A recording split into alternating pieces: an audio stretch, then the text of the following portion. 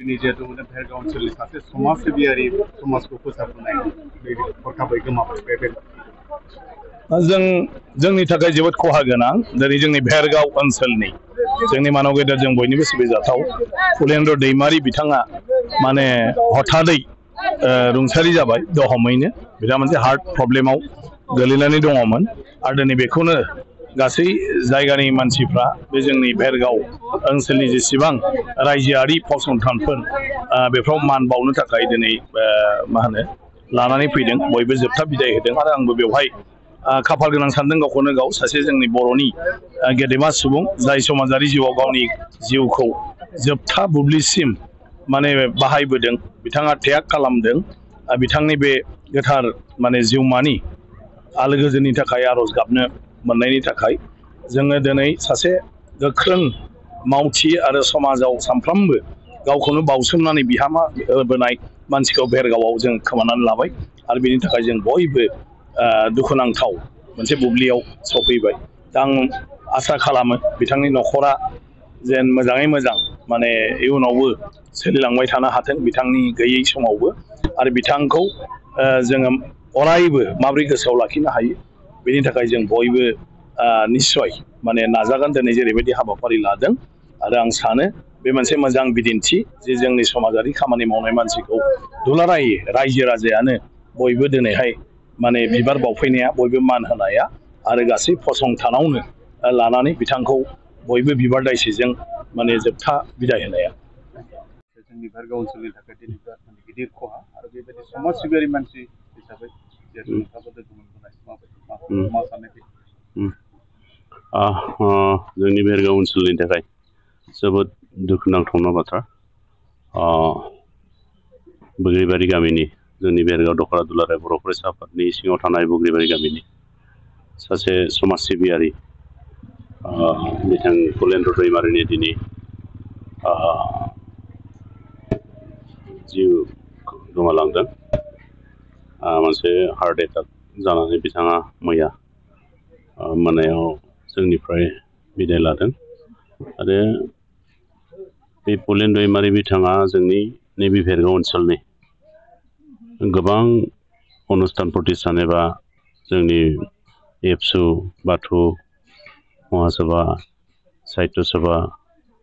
समबाय बिदि गोबां माने अनुस्थाननि बिथाङा बिबानगिरिमोन आं लोगो मोनदोंमोन बिथांखौ 1993 मायथाइयाव थ' बे समावनो बिथांखौ लोगो मोनदोंमोन जेब्ला बिएससि एकर्ड जादोंमोन बे बिएससि एकर्ड टाइमाव लोगो मोनदोंमोन आरो बिथाङा जोंनि बर' मुभमेन्टआवहा गोबाव सम बिथाङा इनभल्भ दङमोन जड़ित दङमोन आरो थैनायनि सिगांसिम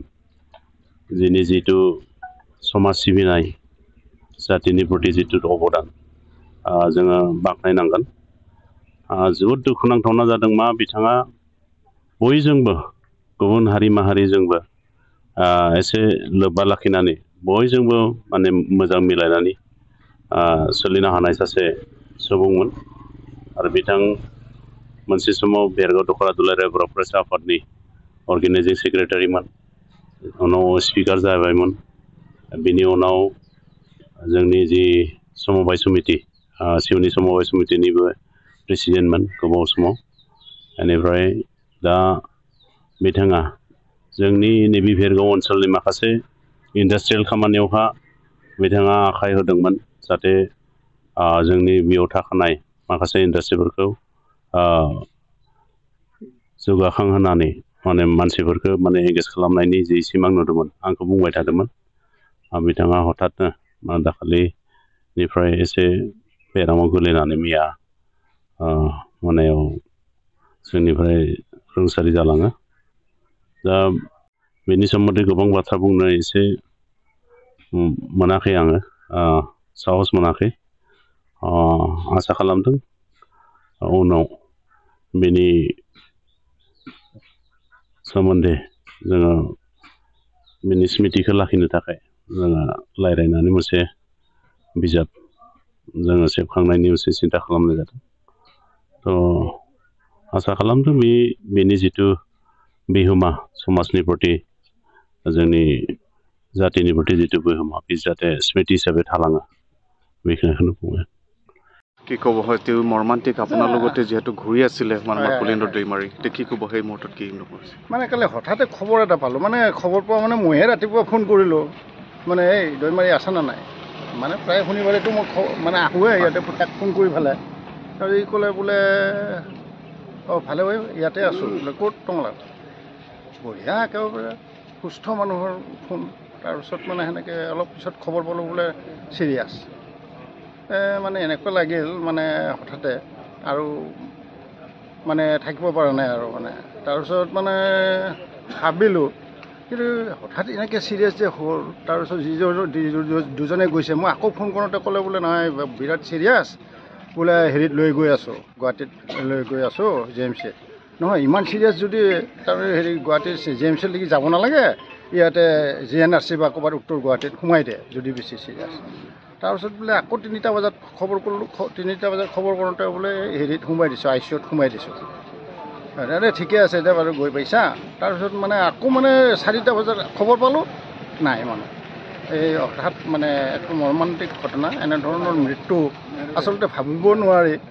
আৰু সদায় লগ হৈ থাকোঁ আমি শনিবাৰ দেওবাৰ মানে লগ হৈয়ে থাকোঁ আৰু শনিবাৰ মই ইয়াতে আহোঁৱেই তাক লগ ধৰাৰ কাৰণে আহোঁ সদায় লগ হওঁ চাহ একাপ খাওঁ ৰং ধেমালি কৰোঁ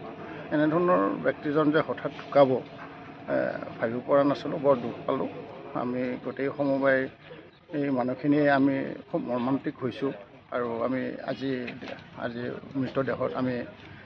সন্মান জনাইছোঁ এখন সমবায়ৰ পতাকাৰে তেওঁক চিৰবিদায় দিছোঁ আৰু ইমানে